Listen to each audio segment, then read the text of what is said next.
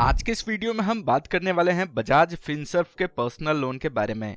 अगर आपको इमरजेंसी के समय में छोटी अमाउंट का लोन चाहिए तो बजाज फिनसर्व एक पॉपुलर एनबीएफसी लोन ऐप है जो आपको क्विक लोन प्रोवाइड करता है सिंपल ईएमआई ऑप्शन के साथ।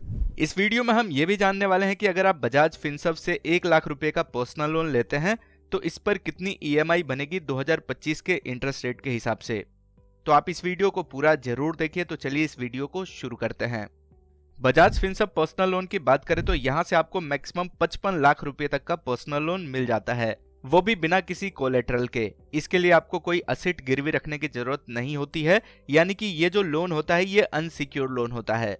इंटरेस्ट रेट की बात करें तो बजाज फिनसर्व पर्सनल लोन का जो इंटरेस्ट रेट है वो 10% पर एनम से स्टार्ट होता है, और ये जो इंटरेस्ट रेट है ये आपके लोन प्रोफाइल और सिबिल स्कोर के हिसाब से डिसाइड होता है। अगर आपका सिबिल स्कोर 750 से ज्यादा है तो यहाँ से आपको कम से कम इंटरेस्ट पर पर्सनल लोन मिल सकता है। लोन के पैसों को रीपेमेंट करने के लिए आपको मैक्सिमम 96 मंथ्स यानी कि लगभग 8 साल तक का समय मिल जाता है। तो इसमें आप अपनी रीपेमेंट कैपेसिटी के हिसाब से फ्लेक्सिबल टेन्योर भी सेलेक्ट कर सकते हैं। अब आती है सबसे जरूरी बात कि अगर आप बजाज फिनसर्व से 1 लाख रुपए का पर्सनल लोन लेते हैं तो कितनी ईएमआई बनेगी।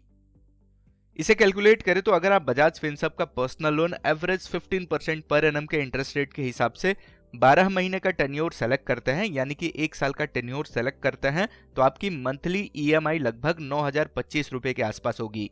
टोटल पेमेंट आपको लगभग 1,08,309 रुपए के आसपास करना होगा और टोटल इंटरेस्ट लगभग 8,309 रुपए के आसपास देना होगा।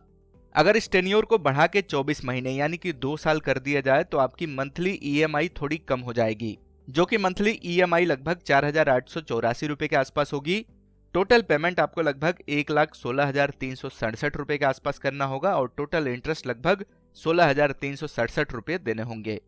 अगर आप 36 महीने का टेन्योर सेलेक्ट करते हैं तो आपकी मंथली ईएमआई लगभग 3,466 रुपए के आसपास होगी।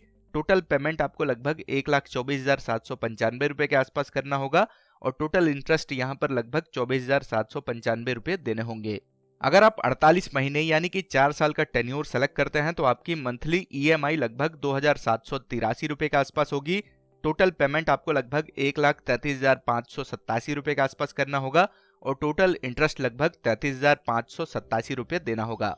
अगर आप 60 महीने यानी कि 5 साल का टेन्योर सेलेक्ट करते हैं तो आपकी मंथली ईएमआई काफी कम हो जाएगी, जो कि लगभग 2,378 रुपए के आसपास होगी, लेकिन टोटल पेमेंट बढ़ जाएगा जो कि लगभग 1,42,739 रुपए के आसपास होगा और टोटल इंटरेस्ट भी बढ़ जाएगा जो कि लगभग 42,739 रुपए के आसपास आपको इंटरेस्ट ही देना होगा। अब अगर आप 72 महीने यानी कि 6 साल का टेन्योर सेलेक्ट करते हैं तो आपकी मंथली ईएमआई लगभग 2,114 रुपए के आसपास होगी। टोटल पेमेंट आपको लगभग 1,52,244 रुपए के आसपास करना होगा और टोटल इंटरेस्ट लगभग 52,244 रुपए देने होंगे। अगर आप 84 महीने यानी कि 7 साल का टेन्योर सेलेक्ट करते हैं तो आपकी मंथली ईएमआई बहुत कम हो जाएगी जो कि लगभग 1,929 रुपए के आसपास होगी, लेकिन टोटल पेमेंट बहुत ज्यादा हो जाएगा जो कि लगभग 1,62,092 रुपए के आसपास होगा। टोटल इंटरेस्ट भी ज्यादा हो जाएगा जो कि लगभग 62,092 रुपए आपको इंटरेस्ट देना होगा। अब अगर आप 96 महीने यानी कि 8 साल का टेन्योर सेलेक्ट करते हैं तो आपकी मंथली ईएमआई काफी कम हो जाएगी जो कि लगभग 1,794 रुपए के आसपास होगी, लेकिन टोटल पेमेंट यहाँ भी बढ़ जाएगा जो कि लगभग 1,72,275 रुपए के आसपास होगा और आपको टोटल इंटरेस्ट देना होगा लगभग 72,275 रुपए के आसपास। तो ये जो कैलकुलेशन किया गया है यहाँ पर 15% के एवरेज इंटरेस्ट रेट को कंसीडर किया गया है।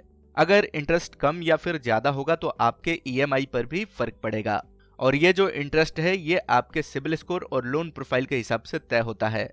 अगर आपका सिबिल स्कोर अच्छा है तो हो सकता है कि आपको यहाँ से 15% से भी कम के इंटरेस्ट पर पर्सनल लोन मिल जाए।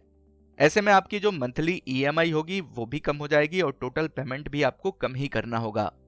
फिर भी आपको ट्राई करना चाहिए कि लोन का टेन्योर कम से कम रखें ताकि आपको इंटरेस्ट बहुत ज्यादा ना देना पड़े।